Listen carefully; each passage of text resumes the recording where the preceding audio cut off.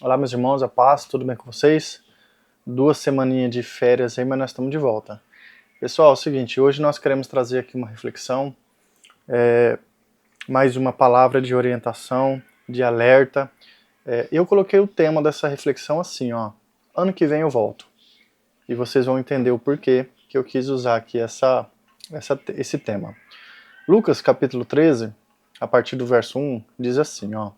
Naquela ocasião, alguns dos que estavam presentes contaram a Jesus que Pilatos tinha misturado o sangue de alguns galileus com os sacrifícios que realizavam. Jesus respondeu: Vocês pensam que esses galileus eram mais pecadores que todos os outros galileus por terem sofrido dessa maneira? Jesus faz uma pergunta para esses discípulos, né? No versículo 3, continua o texto. Eu digo que não. No entanto, se não se arrependerem, todos vocês também perecerão. Ou vocês pensam que aqueles 18 que morreram, quando caíram sobre eles a torre de Siloé, eram mais culpados do que todos os outros habitantes de Jerusalém? Jesus fazendo mais uma pergunta.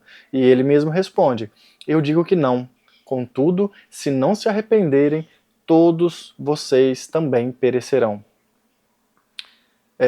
Vamos dividir em duas partes aqui, uma breve reflexão e conclusão acerca desses primeiros 5 versículos. Jesus nos ensina algo que descaracteriza o argumento de algumas pessoas.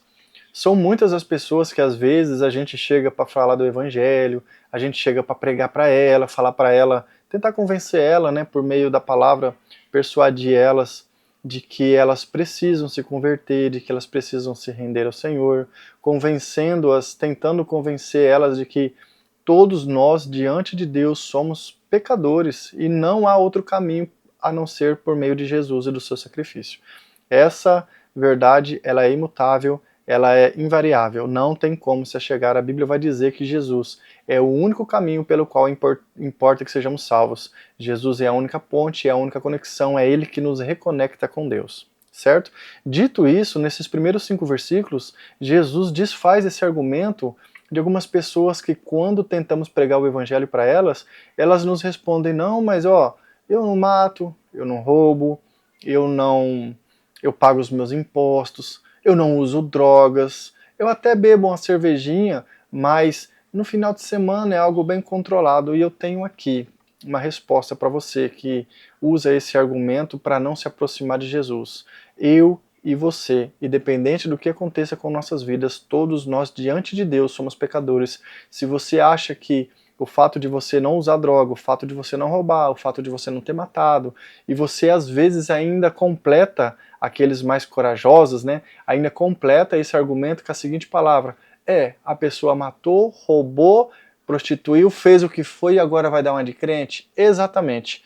Jesus vai dizer que ele veio para os doentes e não para os sãos. O médico, para tratar alguém, ele procura tratar aquele que está doente, que está necessitado. E no caso do homem pecador, ele precisa de um salvador, de um remidor. E Jesus é esse ser, Jesus é esse Deus que se entregou, Jesus é o sacrifício. Jesus é a prova viva de que todos esses que estão em pecado conseguem obter por meio de Jesus a sua salvação, a remissão dos seus pecados. Agora, você que acredita, a notícia é essa, você que acredita que os seus atos de justiça, a sua vida certinha, vai te conduzir para o paraíso, vai te trazer um dia a salvação, eu estou aqui hoje para dizer abertamente para você, você está completamente enganado. Se de igual modo você não se arrepender, como disse o texto aqui, você vai perecer igualzinho aquele cara que matou, que estrupou, que está preso, que usou droga, que teve uma desgraça de vida. Diante de Deus, todos são considerados pecadores. E o único caminho para se chegar a Deus, o único caminho para encontrar salvação e remissão dos seus pecados é por meio de Jesus, não é por meio da sua vida certinha. E a gente consegue essa conclusão nesses primeiros 5 versículos, porque Jesus começa a falar, ó, sabe esses que algumas pessoas chegam em Jesus e falam, sabe esses, você ouviu falar, Jesus, que teve alguns galileus que, aqui o texto diz assim, ó, Pilatos tinha misturado o sangue de alguns galileus com o sacrifício que realizava. Pilatos estava ali envolvido em alguns ritos, né, religiosos, em alguns rituais de sacrifícios aos seus ídolos, e ele tinha pegado sangue, matado alguns galileus e misturou o sangue deles para agradar o Deus que ele acreditava. E Jesus falou assim, deixa eu te falar, você acha que esses galileus que padeceram dessa forma é diferente de vocês? Não é não. É igualzinho a cada um de vocês. Se vocês, e Jesus começa, a primeira advertência, e se vocês não se arrependerem, vocês vão perecer de igual modo. E Jesus completa dizendo, ó, sabe aqueles 18 no qual caíram sobre eles a torre de Siloé, todos eles morreram, houve esse acidente naquela época? Jesus fala, se vocês não se arrependerem, vocês vão perecer de igual modo. Vocês acham que esses que morreram com a queda da torre de Siloé eram mais pecadores do que vocês? Não eram. Jesus está trazendo essa verdade para nós. Então, partindo daqui, partindo desse princípio onde diante de Deus todos somos pecadores e diante de Deus o único meio pelo qual importa que sejamos salvos, o único nome pelo qual nós conseguiremos salvação é Jesus, a gente consegue prosseguir para os próximos versículos aqui. Versículo 6, Jesus, para completar o entendimento, para trazer luz por meio das escrituras, por meio da sua palavra, ele traz uma parábola. Ele fala assim, ó, um homem tinha uma figueira plantada na sua vinha. Primeiro que já começa diferente, né? Por que que esse homem tinha? Qual que é a lição que nós podemos aprender? Qual é o aprendizado quando nós entendemos e lemos o texto de que existia uma figueira plantada numa vinha? Vinha é lugar de uva. E não é estranho a gente parar para pensar que a gente já começa a entender e ter o entendimento de algumas questões que nós podemos trazer aqui para elucidar, para trazer uma compreensão maior. Já começa diferente, porque numa plantação, se um homem tinha uma plantação, uma vinha, a gente vai entender que ali era para ter o quê? Uvas, correto? Mas Jesus fala que existia uma figueira na vinha. A gente vai falar um pouquinho sobre isso já já. E aí fala que esse homem, que era dono dessa terra, que tinha essa vinha, que tinha uma figueira plantada na vinha, ele foi atrás, ele foi lá nessa figueira e foi procurar frutos. E o texto diz assim, ó, foi procurar fruto nela, mas não achou nenhum.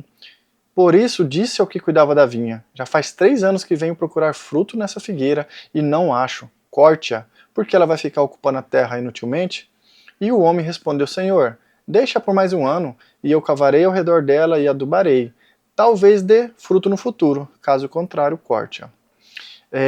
Vamos lá. Eu entendo que quando Jesus fala que existia uma figueira em uma plantação de vinha, ele está querendo dizer que nós como cristãos, nós que fomos considerados pela sua misericórdia de servir ao Senhor, nós estamos em um ambiente totalmente diferente do qual nós fomos plantados. Por exemplo, eu como cristão me vejo diferente a esse mundo.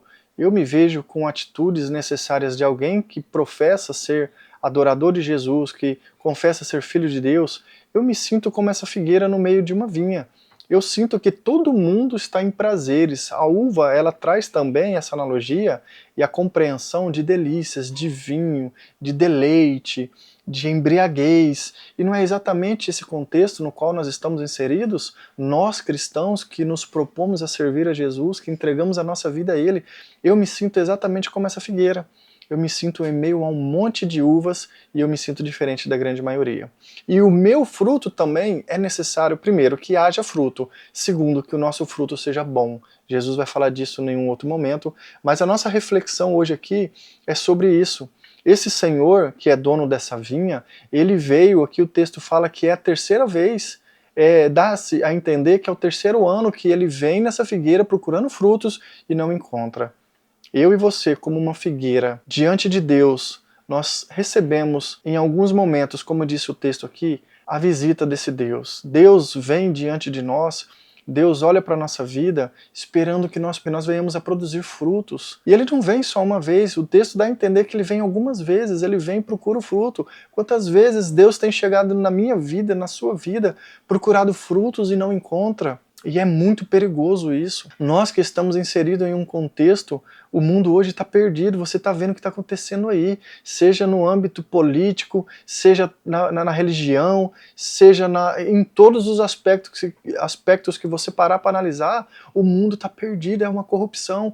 Eu fiquei sabendo agora de uma lei em um país, eu não lembro agora qual foi o país, que agora é lei, o homem pode agredir a esposa, dentro da lei isso é certo, olha que mundo nós estamos vivendo.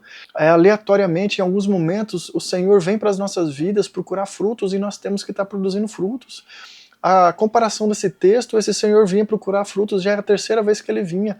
E o que esse dono da terra faz? Ele chega ali no seu empregado, no seu funcionário e fala, ó, já é a terceira vez que eu venho procurar fruto nessa figueira e não encontro, corta ela, porque ela está aqui ocupando a terra inutilmente. Nós não podemos ocupar o nosso lugar inutilmente, nós não podemos ocupar o nosso banco na igreja, nós não podemos ocupar o título de cristão se nós não estivermos produzindo os frutos que o Senhor espera de nossas vidas, e Ele espera que nós sejamos frutíferos. O nosso chamado é para que nós venhamos a produzir. Ai, quais são esses frutos, Joels? Esses frutos são, primeiro, frutos de arrependimento, mudança de vida, transformação. Se você roubava, não para de roubar. Se você enganava, para de enganar. Se você prostituía, você tem que parar com a prostituição.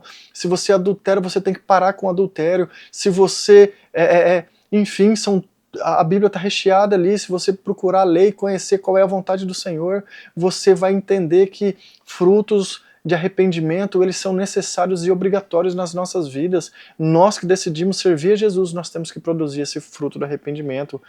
E aí o Senhor, aquele empregado que cuidava da terra, respondeu da seguinte maneira, faz o seguinte, espera mais um ano, eu vou cavar em volta dessa planta, eu vou colocar adubo, e se ano que vem, quando o Senhor voltar e ela não estiver produzindo frutos, tudo bem, pode cortar. Jesus é esse trabalhador. A ilustração aqui é sobre Jesus.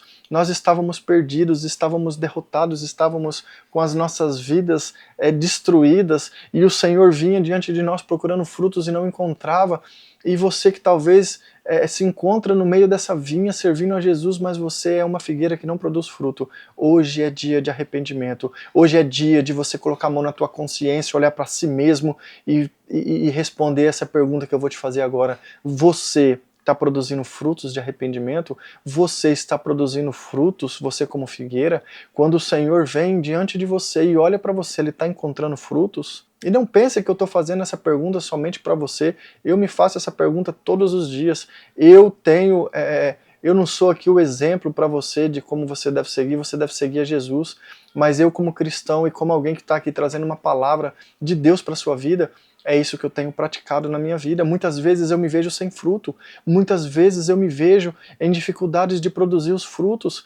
E o que eu faço? Eu começo a me arrepender, eu começo a me autoanalisar, eu começo a colocar os meus joelhos no chão e falar, Senhor, eu não estou produzindo frutos, eu não tenho sido frutífero, me ajuda a ter misericórdia da minha vida. Eu começo a ler a palavra, eu jejuo, e quando pensa que não, os frutos começam a aparecer de novo. E Jesus é esse homem. Jesus vem até eu e você e joga ali um adubo, ele joga a palavra, ele fala conosco, ele tem misericórdia, ele entregou-se a si mesmo para que nós tenhamos a salvação, para salvar a gente dos nossos pecados, dos caminhos de morte, de tristeza que nós estávamos vivendo. Mas Deus espera que nós venhamos a produzir frutos, e frutos de arrependimento.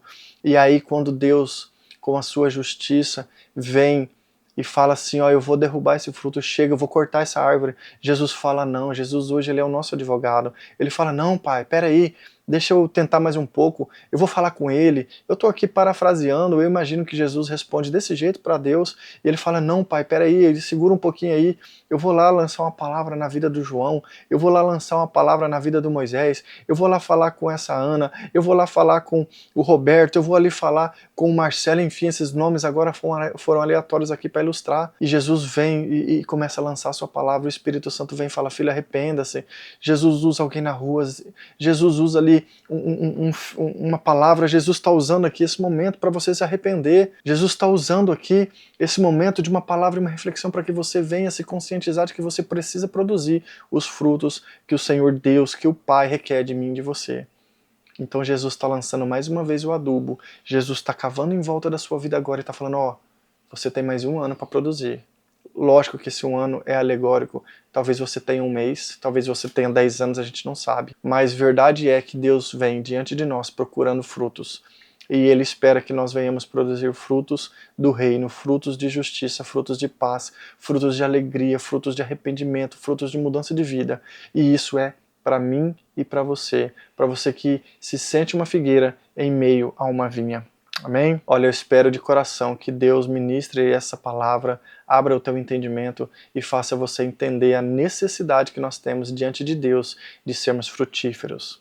Louvado seja Deus pela sua vida. Continua conosco, estaremos aí aleatoriamente, não sei se todos os dias, mas nós estaremos aqui trazendo uma palavra, porque foi uma ordem do Senhor para a nossa vida. E espero que você seja abençoado e espero que você se arrependa. Se você não é hoje uma figueira frutífera, se arrependa e passe a produzir os frutos, porque o Senhor vai vir. Ano que vem Ele vem novamente para olhar você. Amém?